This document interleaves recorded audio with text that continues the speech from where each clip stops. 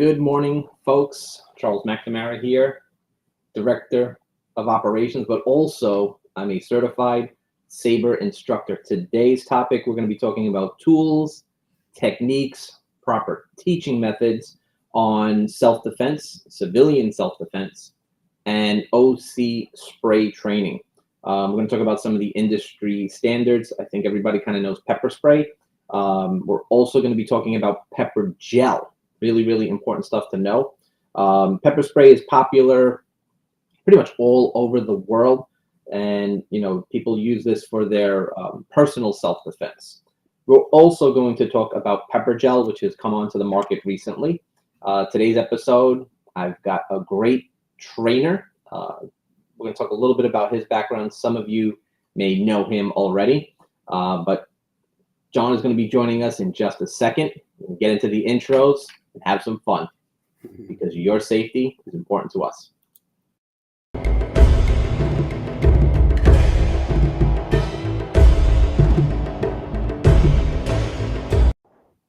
Hey, John, good morning. Hi, Charlie. Pleasure to have you. Pleasure to be here. Today's topic is a very interesting one. I appreciate you jumping on. I think we'll probably talk a little bit about our experience becoming instructors for this in particular. We'll get into pepper spray and pepper gel. Want to thank everybody for joining us who is live right now. Drop a comment, say hello. If you have questions, put them in there. We will answer them. So for those people who do not know you, John, talk a little bit about your background, what you're all about, where you're from, and the courses that you teach. Okay, thank you, Charlie. Yeah, my name is John Levinas, and I'm retired. I worked for 25 years for the Department of Probation, and besides my general duties when I first started, I worked in various avenues. I worked in their warrant their warrant department for I guess 9 or 10 years or so, and then after getting promoted eventually, I went to work in sex offenders and domestic violence cases, things like that. And then eventually I became an instructor, and as well as a firearms instructor. And I retired, like I said, after those 25 years, and was able to use the experience I had as an instructor with the probation department that learn those skills to work, now for Guardian, teaching, security guard courses. And they were kind enough to include me in becoming a certified pepper spray instructor. I had been a pepper spray instructor for law enforcement officers, for the state. So I had, some experience in doing that kind of work. And, I'm really looking forward because I think it's very important in the times that we live in that, people, see the efficacy of having something like pepper spray that is, easily attainable, doesn't require a license, it's less than lethal, and it's a good means of hands-off self-defense. Thanks, Charlie. You're welcome, John. And I agree, too. We'll talk a little bit about the training. So this blue one here is one of the training inert devices that we use. We offer a great course. We've had a couple of hundred students take this class already. For those who may not know me, I'll tell you a little bit about my background. Prior military, United States Army. I've been in the security industry for about 20 years. It's crazy to think. I finally got the grays coming in. That's why I shave the head all the time now.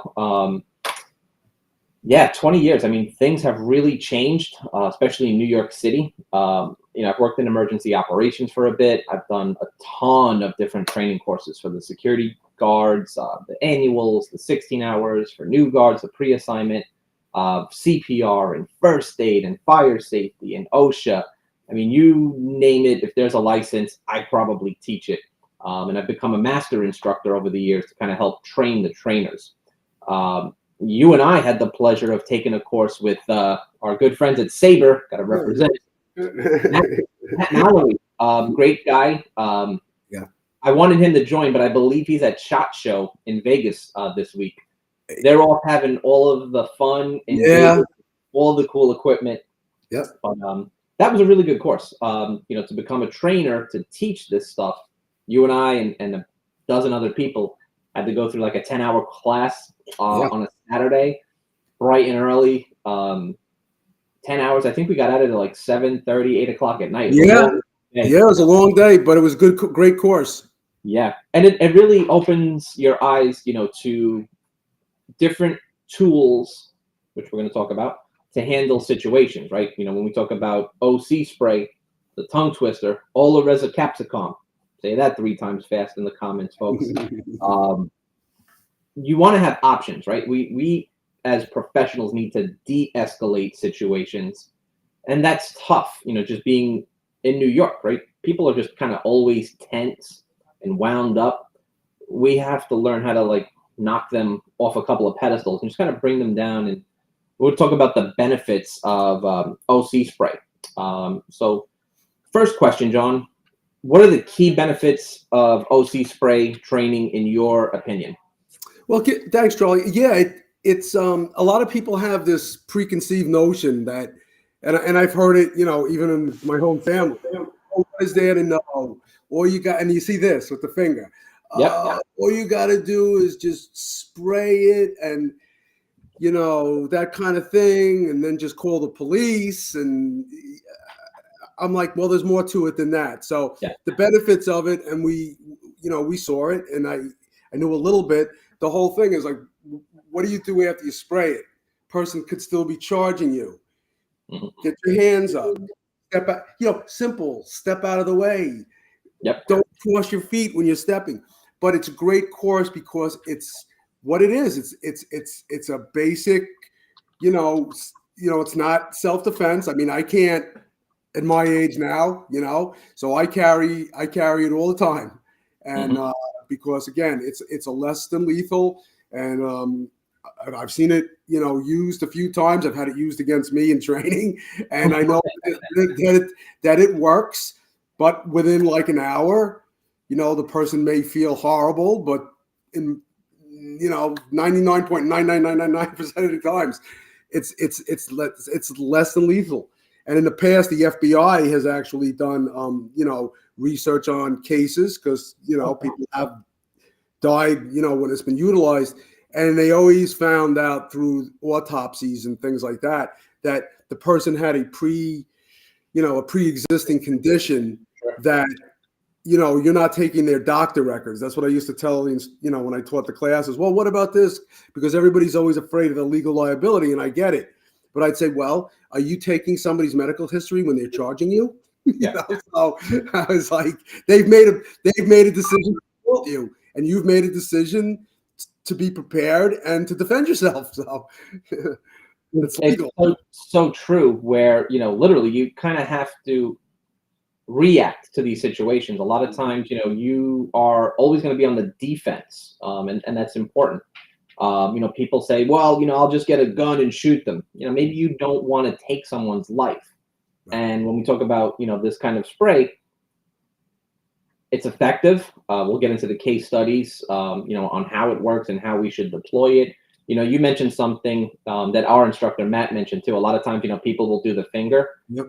When you get into tactics, right, you could be spraying and just totally miss the mark when you're spraying. So, thumb is the way to go. Most of them have some kind of flip top or a switch to maneuver. So, training is important. People think, it's just spray and go. A little more to it than that. Benefits, easy to conceal, right? You can put it in your pocket, in your jacket. You can kind of hold it in your hand if you're a jogger, which a lot of people like to do. If you're up early in the morning and, you're out there running, there are so many options. You can carry it on your arm, your wrist, hold it in your hand. So many good options. We talk about, pepper spray, I think, a lot. But there's another one that's on the market called pepper gel, which, I always tell everybody, if you want to train, just go grab some of that shaving, gel and just kind of spray it across the room, where it kind of like foams up onto your face. Spray patterns are important. So I'm going to show a photo that I have, and I'll talk a little bit about the state, because I think this is something that everybody asks. Is it legal to carry? Is it legal to own in New York? So I'm going to talk specifically, where you can find that information. I always tell everybody, I'm not a lawyer, and I'm definitely not your lawyer. Do your own research. But here it is on New York State's website, the codes, rules, and regulations, section 54.3. There's some caveats to this stuff, right? You just can't go around and spray people because someone irritates you and, is annoying you. They have to have a safety device. A lot of times people will purchase these kind of things in a pharmacy, a hardware store, or, Joey off the corner. You want to make sure you have a good tamper-proof package, that it's sealed, that you're not getting something that's just watered down. Sometimes these places, they sell these sprays and it's, mostly water and there's nothing in there. So make sure you do your due diligence. Make sure you are purchasing from a reputable source and make sure that you're getting the training. And in regards to spray patterns, which we'll get into, there are different devices that spray in a cone, covers more area, but doesn't really get the distance.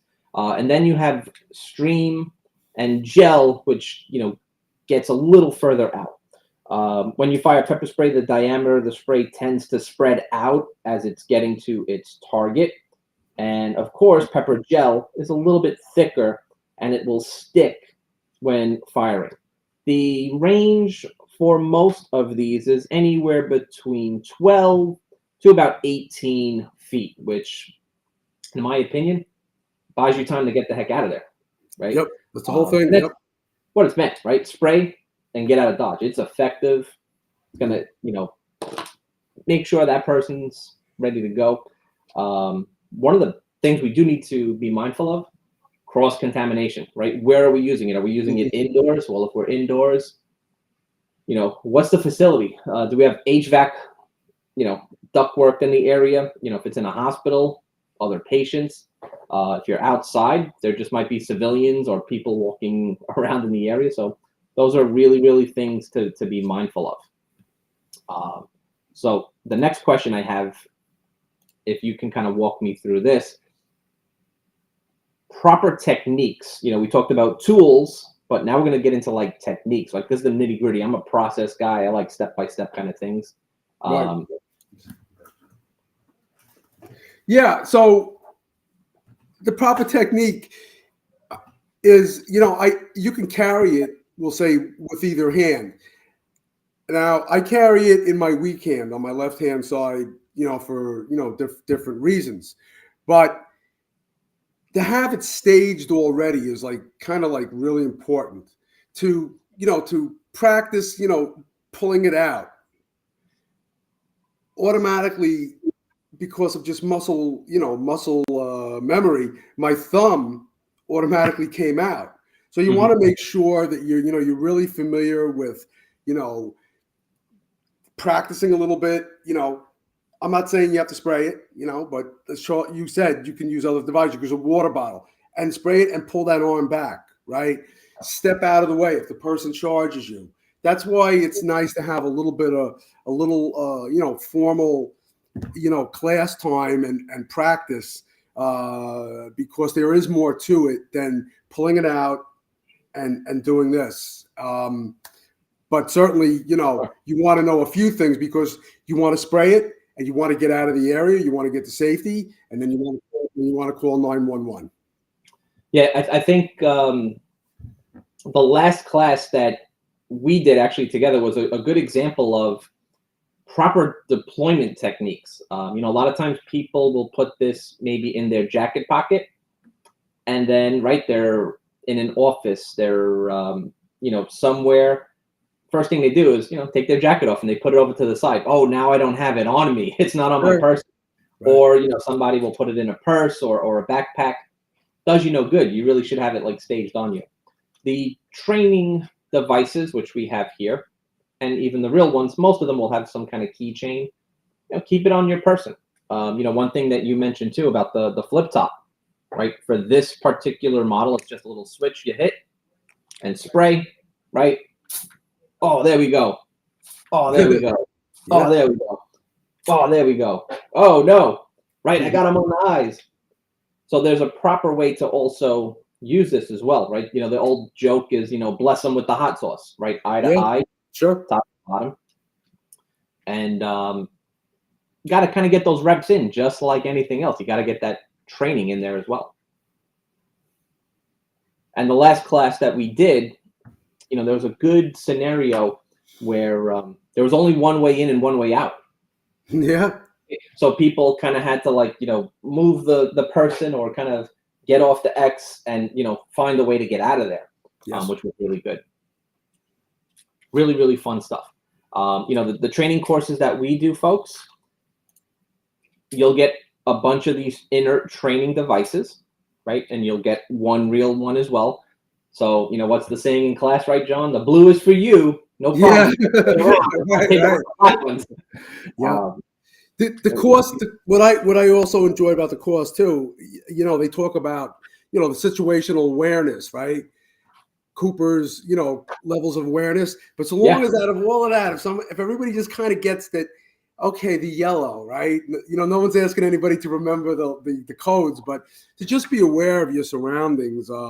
Too many times, people are out and they're on their cell phone when they're walking. And yeah, you made a great point. They may have that pepper spray buried in the coat pocket. And if all of a sudden, if they're going to be assaulted, they got the phone now in their hands as they're walking. So they already have their hands occupied. And now, what pocket did I put it in? Where is it at the bottom of my bag? Or am I carrying it on a backpack, which I can't possibly get to? So you have to be aware of those things. You just hit something on the head, which is so funny. Like I think, in this day and age, are so in tune to our phones, right? Where's my phone? Is it here? Is it there? Is it in my pocket? You forget your phone, you go absolutely bananas. Like right now, I was kind of looking, I was like, wait, where's my phone? Oh, it's over here on the side. But for most people, how do they normally carry their phone, right? They have their phone in their dominant hand and they're looking down. Right. Yep. So they're really not kind of paying attention to what's going on. If you had to deploy it, people are trying to, put the phone away and, use that same hand now. It's too late, right? You're in trouble. But really, really good point with Cooper color code. Really important topic that we talk about in our classes. Yep. Don't worry, folks. There is no test at the end of this session. Another topic, people wanted to kind of know, and I think this is important to talk about while I clean off the camera with all of the fake OC spray for today, is what are the potential risks or side effects associated with OC spray? You talked about some of the FBI statistics, which, was really important. Our training, we get into the legality, right? When you can use it, how do you use it, the legal ramifications, what do you do in these scenarios? Yeah, so I mean, some of the side effects. It's not I don't have the exact word, but it's not a broncho. It doesn't cause your bronchioles cavities or whatever in your lungs to close up. If anything, what it does is it opens up everything, and that's why people have such a tremendous, discharge of mucus from their nose. So. If you have a pre-existing condition, as I mentioned a little earlier, if you have that heart condition or, you're generally obese, that was what the FBI took a look at. And those were some of the things that people had in commonality, the people who were, the perpetrators, that they were heavy and that they also had some sort of pre-existing condition, generally speaking, the heart. So we were taught, by law, of course, and it's a different standard, right? If we were to deploy it and the person is handcuffed, to make sure that we sat them up so that they could breathe, because there can be a thing if they're on their stomach and they're gasping for breath, that can cause positional asphyxia because of the weight of your body onto your chest. It can be a problem. Somebody's assaulting you in the street, you're not acting as a law enforcement official. You want to spray that person, you want to get out of their path, and you want to call 911. And then, if the person is apprehended and they're probably going to need medical assistance, generally EMS used to come and they would just clear the person up, right? Because they would use water, because that's really the only thing that really, washes it away. And then time. You have to wait for it to kind of, wear off. You can get it out of your eyes and whatnot, but there's some lingering effects. But by far and large, it's a tool that is used, like on a fairly frequent basis to get, compliance with somebody. That's what it was used for. But again, you're worrying about protecting, your life. Somebody's putting you at risk. So you're going to spray, you're going to step away, and you're going to call 911. That makes sense. I think it's key to kind of understand, how this actually works.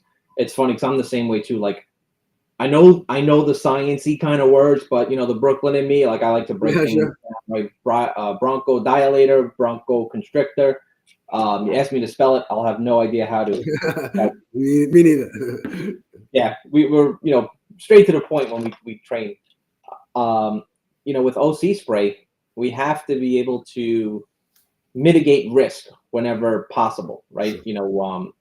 We kind of use this as a defense tool, right? We're using this kind of like as a shield, not as a sword.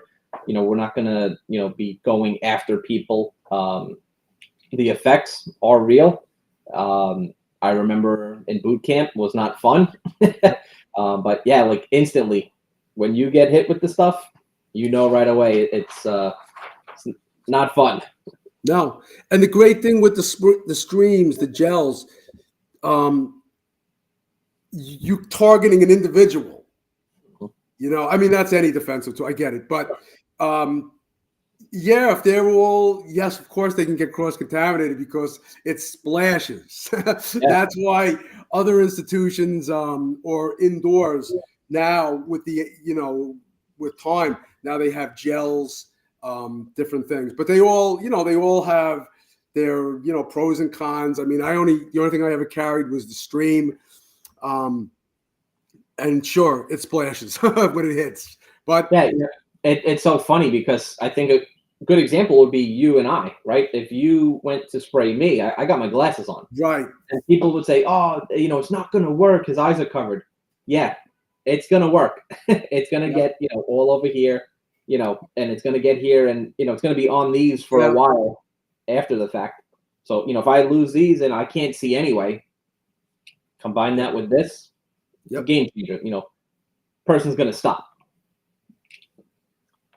So we got a couple of people in the chat. Good morning, Tammy. Good morning, Bruce. Good morning, Michael. Hope you guys are doing well. Got a couple of people saying hello to us. Just wanted to acknowledge you all in there. We didn't forget about you. If you have any questions, comments, drop them below. We will answer them live. We're gonna get into a couple of videos as well, but. Question 4, I thought this was a really good one. Are there legal implications or regulations regarding the possession and use of OC spray? What should individuals be most aware of in terms of compliance with local laws? And I always tell everybody, check obviously with your employer. I know sometimes people want to get these because of the work that they do. Sure. Very, very important stuff. Yeah.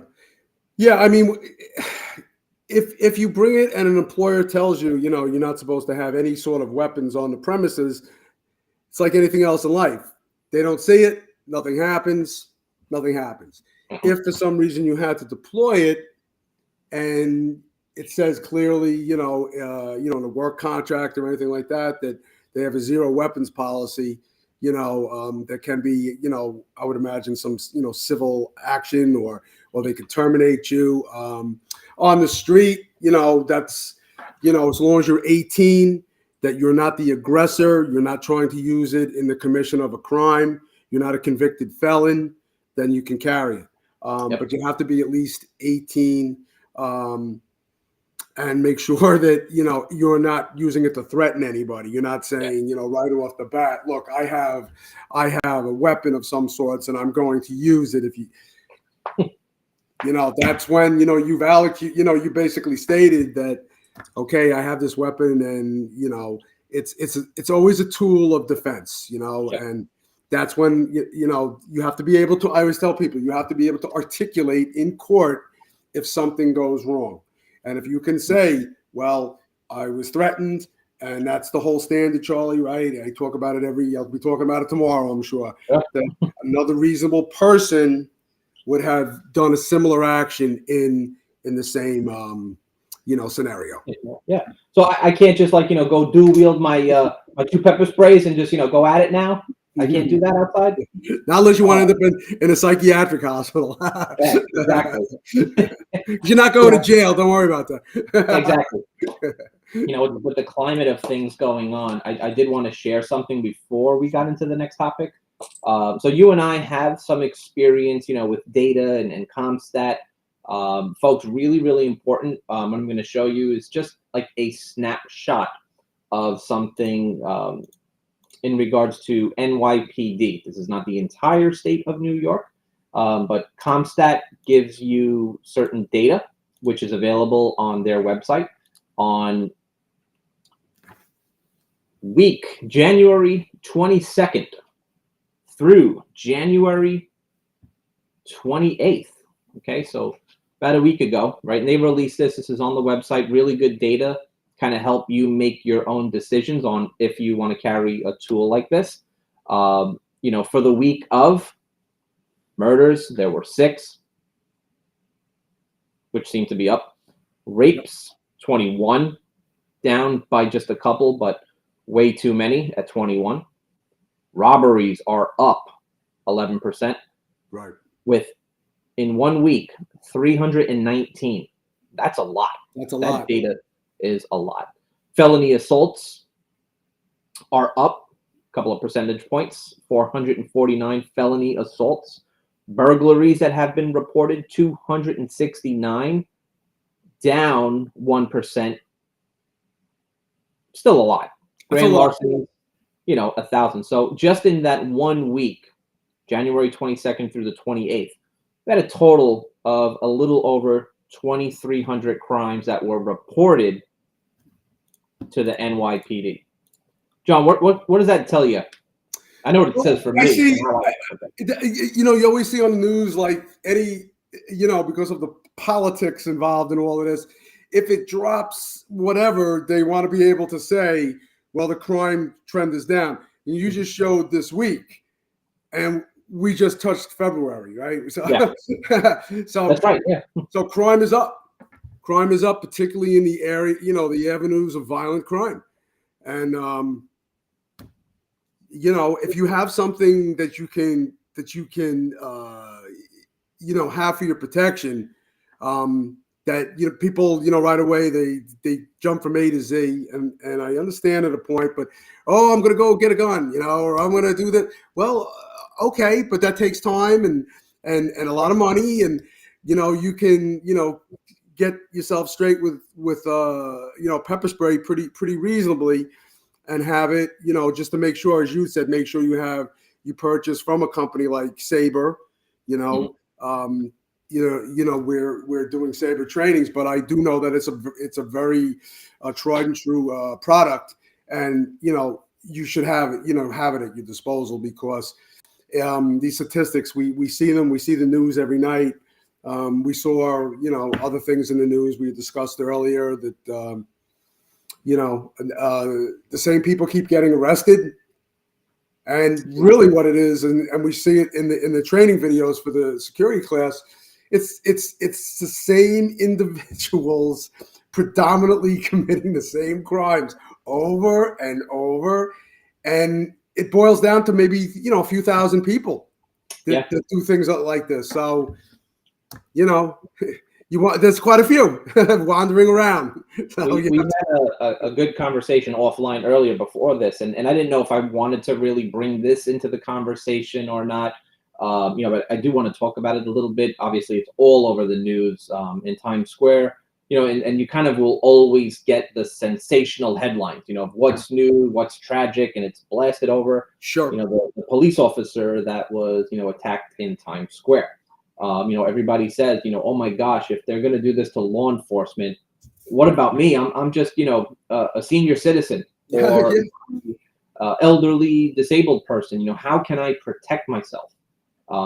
This is a good start, right? Sure. As you said, I want to go get a weapon, right?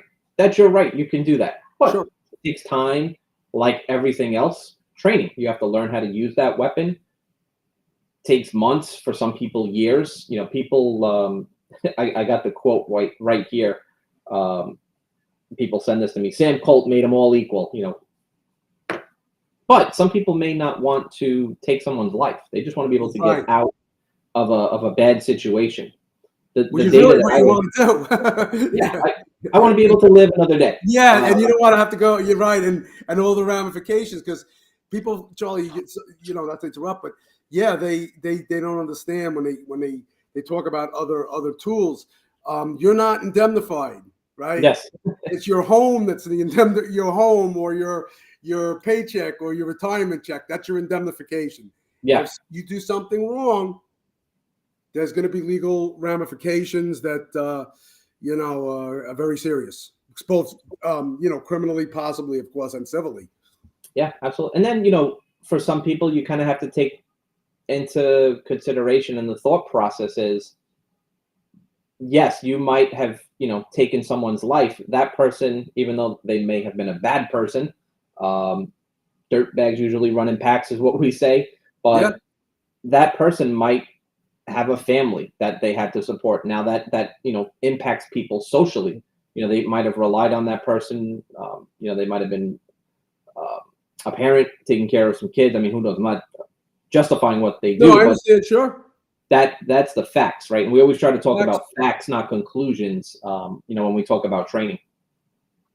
But with those numbers, I mean, if it's on that trend, we're going to report about 20,000 crimes in New York City this year. Which, Sure. to me, it's crazy. The shoplifting stats, even like we do the other trainings, it'll say like 20,000. It's like 60,000 now. Yeah. And like I said, this is, like we said, 1 week. 1 week. 1 week. Little over 2,300. Insane numbers. Mm-hmm. You got your coffee. I know you're fancy. I just get mine from the cart. I don't do the same. Just amazing numbers there. The last question, then we're going to jump into some videos. Okay. So here we go. In what scenarios is OC spray most effective? And are there situations where it's not recommended? Well, I mean, one of the situations where it's most effective is, say in like a controlled environment where there's no wind. Mm-hmm. If you're spraying it and it's windy, you know what it's like. I used to say, tell people it's like spraying a garden hose. Yeah. It'll blow the water off your target, and it could also blow the agent into your own face. So you have to, be aware. And listen, the bottom line is, like I say, Charlie, any time, if someone's going to attack you, you're not going to be worrying about wind speed variables and stuff. You're going to do what you have to do. Yeah. I've seen it. The only time I've seen it used was inside, on like 3 occasions, and targeted that individual. And all I can say is, they were resisting arrest, and they became pretty compliant within a second. And that avoids that whole hands-on. And I've asked people, well, why, through other people, why didn't you use, why didn't you go for your pepper spray? Why were you involved in this hands-on thing where now you have a broken hand, and you're going to be out of work for a month or 2 months, and somebody, then the person is saying, that you fell and they struck their head. That's the kind, I try to just make people aware that they're going to ask on a use of force continuum. Again, that's a great thing about being a civilian. You don't have to, you're going to ask, what tools did you have on your tool belt? What steps did you take? And they can say it just that calmly, But pepper spray, again, if you use it, unless you're doing it to harm someone, I've never heard anybody really say, oh, like, why did you use pepper spray? Yeah. And like we said earlier, the effects are going to last, anywhere between 35 to 45 minutes, Yeah. maybe an hour. Definitely enough time to get you out of there or get first responders on the scene to help you out. They're better equipped, they got better tools, and they can run 30,000 deep if needed. Yep. Just, facts. Those are facts. Just to kind of add to that too, about proper training, we were talking about this earlier. Everyone thinks it's easy. Everyone thinks you just grab it, and just kind of, use your finger. One, you can miss. It's just, if you're not training and you're not used to training, you can miss. The other one too, which I've seen people do is, they kind of choke up and, they now have their finger in the way when they deploy it. And now it's on their hand. They're touching their, face and mucous membranes. Or they overshoot, they just, just steady stream, just thinking it's, it's a firearm and just constantly, saturate the person as well. So that's not recommended. No, and I was going to say I saw on that particular model, and I seen it a million times because they had when I was working, people had to do a 3-hour class every year, and they would routinely and say, okay, they take out the pepper spray, they press right down on the cover, and say it's not working, and you'd say no. Remember, right? Your thumb has to go underneath the cover and that little button, the actuator, that's what you have to press. And I'd say if you don't at least, then that's the issue. It's not the item, it's you. Always comes down to just train for the problem, right? You got to know your equipment. You can't just buy it and stick it in your backpack. You gotta, get used to deploying it. Just get used to, taking it out. Use your left hand. Use your right hand. Try both hands. Try with the phone in one hand. Call a friend and make them call a 911. Yeah. Let me make sure I don't call my boss right now. He's gonna be very upset. And sometimes if somebody sees that even come out, from a distance, if they're like walking aggressive to you and you say, stand back, right? If possible, the Lord hasn't said it, but if you can give them that warning and they go, oh no, I've been sprayed with that before, bye, that's even better. Yeah. And then you can just call and you can report it. We talk about the mental factor of things, right? You pull out a weapon, F you, man, I don't care. What are you going to do? Shoot me? Sometimes you break out the pepper spray, changes the game very, very quickly. Got a couple more people watching live. Good morning. If you have any questions, drop a comment. We're happy to answer them. Talking all about self-defense and OC spray, the legality in New York, which it is legal. So John, I wanted to talk a little bit about, what we do, right? We enjoy teaching. Sure. We do a lot of training classes online. We've done this in person. We want to be able to help you protect yourself and your loved ones. Yes. So if you're interested, folks, check out our website, www.guardiangroupservices.com. Now, what I want to do is prepare a couple of videos. Some of these we have seen before, and some of them we've used as training topics, and I just got 3 of them. I'll show it. We'll come back. We will talk a little bit about, the proper tool, technique, and training methods. So the 3 T's I think are really, really important. So the very first one that I have is a store clerk, right? Just a regular employee working their regular shift, has to deploy OC spray.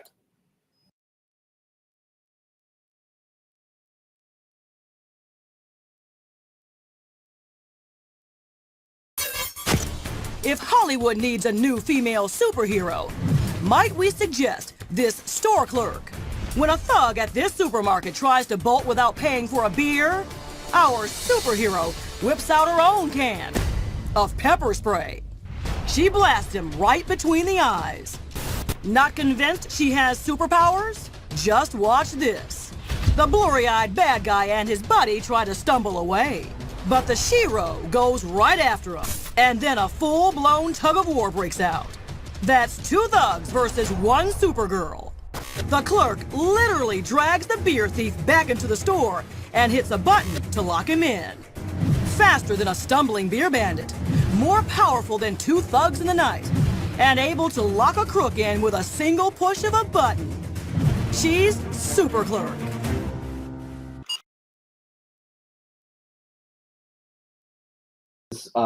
Amazing. She did a great job. You know, it's very easy to kind of just nitpick us. She should have done this. She should have done that. So, you know, did she get the proper training? I don't know. But, man, she definitely had the mindset. She was like, I'm not playing. Got both of them, you know, with that initial spray. And you can see it right away. The first guys, you know, right away, instantly. What are your thoughts on that video? Yeah, no, I thought, hey, you know, she did it. She was what she did was legal. The only thing is, I would suggest, and never second guess when people do, but you know, dragging them back in.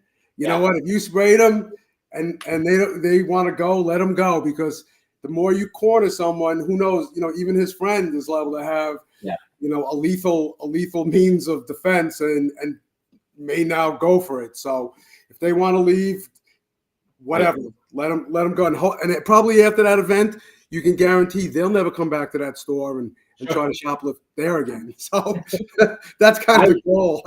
You know? I was amazed that she was just able to drag him in with like no problem. Yeah, you're a tough girl. You are not getting away. I'm tired of this nonsense. You're not leaving. That would be the only critique. You know, you don't want to, you know, keep them locked in the same store with you. You don't know their mental capacity or if they have weapons at that point. Sure. But I think she did a great job of getting in the fight. Used it properly. The next video that I have, a little different. So that one was just a store clerk, not a security guard. This video is going to be related to security guards with a clash with vendors. Pretty tough stuff.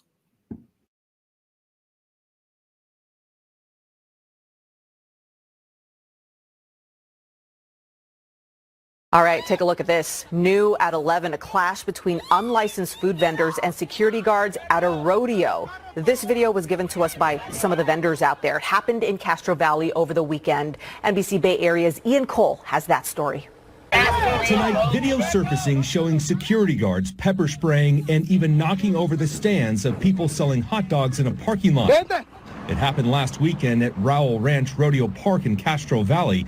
Teresa Martinez was one of the vendors there. It was very emotional for us. I mean, we're just trying to make a living. She says they've been coming to events and selling hot dogs there for years and never had a problem. We're just selling hot dogs here in front of the intersection here. We don't have the permits to do that. Like every day, we're just trying to get some money, you know, to survive. The Hayward Area Recreation and Parks District says the space was rented out by a private party to host an event, and they're required to hire their own security. We appreciate the community's concern, as we are equally concerned, and we are currently reviewing the event and investigating the incident. The promoter is Hayward-based Farallon. This is a flyer for the Ranch Rodeo and Dance event.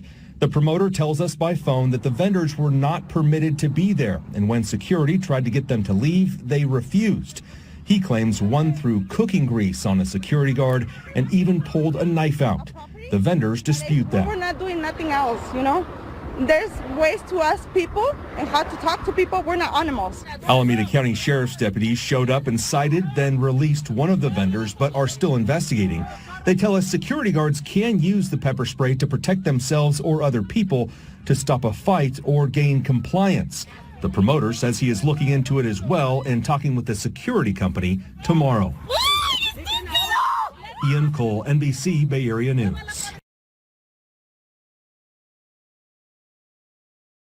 You know, and I try to get things objectively. Obviously, we do a lot of security guard training. You know, my thoughts when I first seen that is all of the video snippets were kind of edited in a way to kind of make the security officers look bad. Sure. We're not privileged to see that whole video, you know, and we're not in court to kind of get everybody's testimony on there. Want to get your thoughts. I know use of force in the video, there's nothing to be shown of de-escalation. I don't know. because they did not release all of the video. Right. But the funny thing is, one of the vendors said, there's ways to talk to people, which is true. But sometimes you may not like the answer, right? Like, this is what it is. You don't have a permit, you can't be there. So now, we don't want to get into that OODA loop where we're just repeating ourselves, right? There has to be some type of movement. Private event, right? They had to hire their own security. But, one other thing to keep in mind, especially for you security officers, you're going to be on camera, right? Today's day and age, it could be your workplace or just, the citizens outside. Everybody's got a smartphone, and most people will record, everything. So you need to be mindful of that. Can people take pictures or video? Yes, right? Your name, your company's name might end up on the news and or in court. What were your thoughts about that? Yeah, I mean, these people, again, they've been allowed, right? Isn't that what the lady said, right? They could come there to sell hot dogs. But, I don't know the whole scenario, of course, because you can't see it. But they said that somebody had displayed a knife. Mm-hmm. Somebody else had, made some sort of threats, through grease. I'm sorry, through grease at somebody, right? That's an assault. So if that person, but they made it look like they were spraying, like just randomly walking up, spraying like these vendors. So if you do something like that, when the police came, I'm gathering they would have said, well, why did you, use pepper spray? Mm-hmm. Oh, we wanted to chase them off. Yeah. Then the police are going to say, well, why didn't you, if you wanted to chase them off, they're trespassing, why didn't you call us? And they probably would have left. Or maybe got a ticket for not having a permit. Mm-hmm. So I just think that it was kind of skewed in a way, like you had said, to kind of make the guards look bad. I have a strong sense that they were being threatened, Sure. And that's why they were deploying it. Yep. So I could be wrong because you don't see the whole picture, It kind of add on to that too, right? There's one thing that I will try to reiterate to anybody, whether it is a civilian, a security officer, a peace officer, you really need to know and understand, what is physical force and what is deadly force, right? Being used against you. If a good example, John, if I came at you with some very harsh words to you, can you use physical or deadly force against me? Probably not, right? No. But you didn't have to really prove. That's a tough bar, Charlie. Like you say, I try to tell people in any use of force situation, it happens like that, mm-hmm. and then all the attorneys sit in a room, right? And they have the reports and they have case law and they can take breaks, all kinds of stuff. But again, that's the law, and if somebody particularly is injured, it's going to be scrutinized to the umpteenth level. And even the security companies, right? You've worked for tons of, if somebody in the security company does something like that, they did. I'm sure their bosses and as well as their attorneys, right? They're going to say, is this okay? So that's the thing. So if I think there was more to it than met the eye, because the police didn't make any mention of arresting the security officers. Correct. Yep. I don't have the video here, but I know we talked about this last week in your in-person training.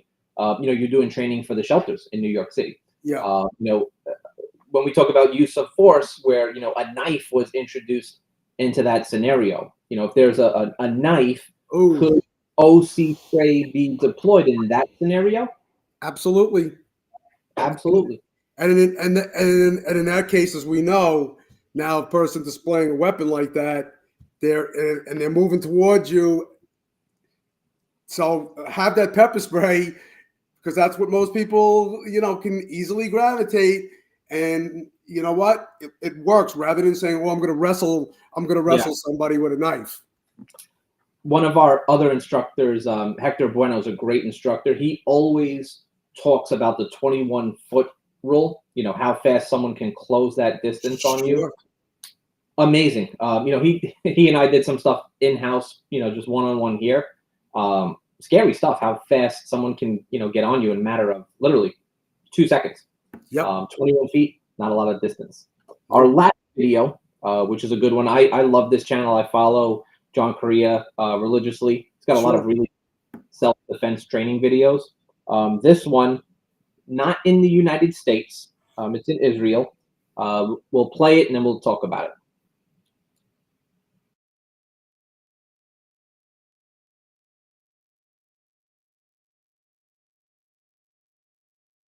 Lady here on camera is talking to our intended victim. Now, I have talked to somebody who knows him, and I haven't been able to talk to the intended victim in particular, but he is a major advocate in Israel for not doing routine circumcision on boys, which is a very minor position in Israel as indeed. And so he is arguing, he has a big sign up, and he's trying to argue to anybody who will listen that they shouldn't circumcise their sons.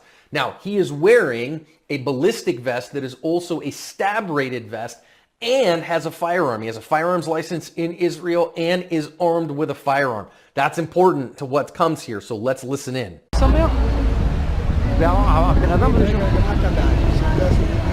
כל, אם אתה לוקח סכין ואתה חותך מעבר מין כזה... מה היה שרמוטה, מאיפה באת, מגרמניה? מאיפה באת, מגרמניה? לגרמניה? אני יליד הארץ, אני בן לניצולי שואה. אוי ואבוי, לא נכון, לא נכון. לא, לא, לא, לא, לא, לא, לא, לא, לא, לא, לא, לא. לא, לא, לא, לא, לא, לא, לא. לא, לא סכין, לא סכין, לא סכין, לא סכין, לא סכין. משטרה! משטרה! משטרה! If you don't speak Hebrew, he's yelling, police, police, and that guy runs off. And he chose not to draw his firearm because he said it would have caused all kinds of problems and there were too many people around. And again, the OC spray ended up being quite effective and driving the guy off.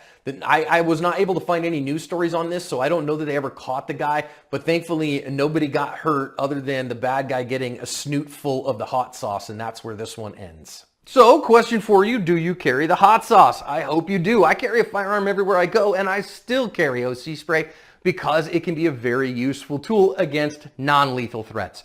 What about you? So I don't get political at active self-protection. I think that self-defense is a right for all people, and I do also think that the right of free speech, especially speech that is not popular in a given community, is something that we should protect. I get it, this is Israel, not the United States, but I do think that somebody having an idea and espousing that idea is no reason for them to be the subject of violence. I think we all ought to respect the fact that everyone is entitled to their opinion and they can voice their opinion however they'd like in the public square, and that's perfectly okay. Let's think about the self-defense aspects from here, though. Thankfully, this guy decided, hey, I know that I could be the subject of violence for this opinion, and therefore he takes appropriate steps to protect himself. So he's talking with this other guy. Guy is upset with him. He calls him all kinds of names. And notice here that he goes with his right hand, and he is picking now. So again, we talk about this in active self-protection all the time. Eyes, hands, waist. Now, if you speak Hebrew, this guy is calling him filthy language, and he's, just saying all kinds of utterly ugly things to him. And now he's reaching with his hands. This is a great place to gain some distance right now. There's no reason to stay this close. Now, there is a fisheye lens effect from the camera on this guy's head. But still, a little bit more distance would provide you a little bit more margin for success. And margin for success in self-defense is something that we all desperately want. Now, the knife comes out. Look at how close he is here. Now's the time for action.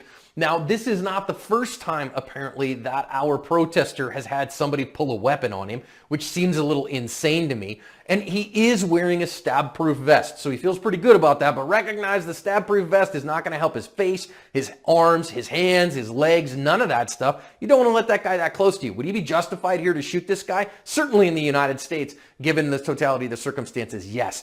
But let's think about why he chose not to do that, because he felt protected from his tools and those things, and he backs up. Now, okay, he's going to go here for his OC spray, and you can see his OC spray right here in his gear, but you got to stage your stuff so that you can get to it. And notice here that he's going to fumble for his OC to get it out. Now, I recognize guy's got a knife in his hand and he's threatening with that, so it's a high-stress environment. All the more reason to stage your tools where you can get them by feel and by proprioceptive index, get them out and have them appropriately staged, because otherwise you have what happened here, which he's going to fumble his way to his OC and put himself at some more significant risk. Now, I want you to notice that what we see here is if he had chosen to draw his firearm, look at the backstop that we have here. And this was why I think it was probably a good decision, given the fact that he's wearing a stab-proof vest, given the fact that he has some opportunity and a little bit of distance, that in this instance, trying that would be good. If you choose to use the firearm in this instance, I think that you better be a darn good shot, and you better recognize that you're running a pretty big risk, because look at all the people in the backstop here. So I think OC is not necessarily bad. Now notice what he has here is he's got the OC spray out. He grabbed it by the flip top. So now he's going to try to get it over to his other hand. So again, the fumbling here. And now he's finally got it oriented where he can use it. But notice he's using his index finger. That is bad technique, friends. I cannot tell you enough. A couple hour OC spray class is a valuable thing for you to go through if you're going to carry a less lethal tool. I think a less lethal tool for all self-defenders is good. The correct technique here is to utilize the thumbs. In other words, to grab a hold of the can with all 4 fingers, flip that top up with your thumb, point that at the bad guy, use your thumb as your front sight, press that and get him, because otherwise what you have is what you have here with him having to fumble around for it and not be able to aim it pretty well. Now, this is the thing that you notice is that because he's using his finger, he doesn't get good aim on this first one, so he's got to kind of, walk it in from there, which is one of the reasons that we recommend using the thumb rather than this hold, which is not held onto that very well. Now, that said, this looks like some kind of a fogger system. It's a small fogger system, and I don't know what brand of OC spray this is. You guys know that I am a big fan of Palm OC. I've used it 3 times on dogs. We've tested it thoroughly on humans. It's filthy. But that fog guy walks right into it. So when we talk about the right pattern, I always say we bless the deserving with the hot sauce. We cross them like we are Catholics, right? The Father, the Son, and the Holy Spirit. And we bless the deserving with the hot sauce. And I use that terminology on purpose to remind people that we go ear to ear and then we go hairline to sternum. And we just give people the blessing of the hot sauce. And because he's able to walk that in here, then he walked right into that cloud, and look at the immediate effect that it has. Is that this is what a good OC spray does. Immediate with that major capsaicinoids. Now, notice that our victim here, or our defender, reaches in and tries to give him some more. He didn't need to do that. That was overkill. And in fact, if you just actually saturate people, you can decrease the aerosolization effect, decrease the amount of effectiveness that you get because it starts running out. Once you get that effect, get some distance instead and let the OC spray do its job. So once he gets away from him there, okay, fine. And notice that it just drives him off because holy cow, the pain is intense. The cool part of an OC spray is it actually doesn't injure anyone, and it is a bronchodilator, not a bronchoconstrictor. So it can cause panic in people, but it doesn't really cause any adverse effects physiologically. I love the fact that our intended victim then went and got police. Again, I'm the aggrieved party here, and he did a very good job. So you guys. Amazing stuff. Yeah. And then we found our sciencey words, bronchodilator. Yeah. I'll write that one down and spell it out. Thoughts, John? I mean, I thought that was a great lesson, step by step. What were your thoughts? Yeah. First of all, for that man, John, having his own channel, he has a lot of, great, self-defense tips and awareness level. So yeah, that the man ran off. Certainly he was threatening deadly physical force by pulling a knife, but knowing your background, what's in the background, even if you have that firearm, you're responsible for each and every round that comes out of that weapon. And if somebody gets injured, we'll say, keep it at that, you're gonna be sued. Yeah. So the pep, because it's your actions, but the pepper spray, it worked. Thankfully, that man didn't charge him with the knife. So that was the only thing I would say. And he still got his sign. He's protected with a sign, and he's fumbling with the pepper spray. But hey, it worked. It was a good scenario, best scenario possible. The guy ran off, and they probably tell the police. And that guy, he could be some mentally ill guy that hangs around that neighborhood, and they will get him. They'll always say, "Yeah, okay, we know. Yeah, we know who that guy is," and whatever they do with him was whatever. But yeah, it worked great. I want to just thank, Saber, because that's kind of who we use and who we go through and how we became trainers. We teach a whole bunch of stuff, and we kind of added that into our tool belts. It's you, it's me, and there's like several other instructors with Guardian. We really do enjoy providing that kind of training. So if anyone is interested, just check our website, guardiangroupservices.com. You'll see the dates and the times. It's a really good in-person class. It's 4 hours. It's in one day. Plus, you get to hang out with all the instructors and have a good time. You get training inert devices. You'll get a real one as well. And most importantly, you get certified. It's a great thing to have on your resume. Build your skill set. Bring some things to your mindset as well. Yeah. I want to thank the YouTube channels where I was able to get those videos. Crime Watcher, they always have really fun, interesting stuff on there. Caught on Camera and John Correa, Active Self-Protection. There are hundreds of other videos on there on YouTube. Just bad deployment, which we kind of talked about, how you're supposed to use these, the different types of sprays and the spray patterns. So much good stuff out there. Once again, right, eyes, hands, and waist, things that we should be looking for. John, I appreciate you joining us today, folks. My pleasure. The students love you. You check the Google reviews. You always get positive reviews. Thank you. They'll come in, take an in-person class, and they'll get you back for all the tests. Sure. John, any final thoughts? No, I just really enjoyed the podcast, Charlie, and I think hit some really important topics, and I hope that people who watch it or are going to watch it in the future get something out of it. Same here, folks. Thank you once again. Your safety is our priority. Check our website if you are interested in the civilian self-defense class with OC spray or any other training classes. We have so many dates for you to choose from, so many different classes. Folks, have a great day. Stay safe out there. Bye. Bye-bye now.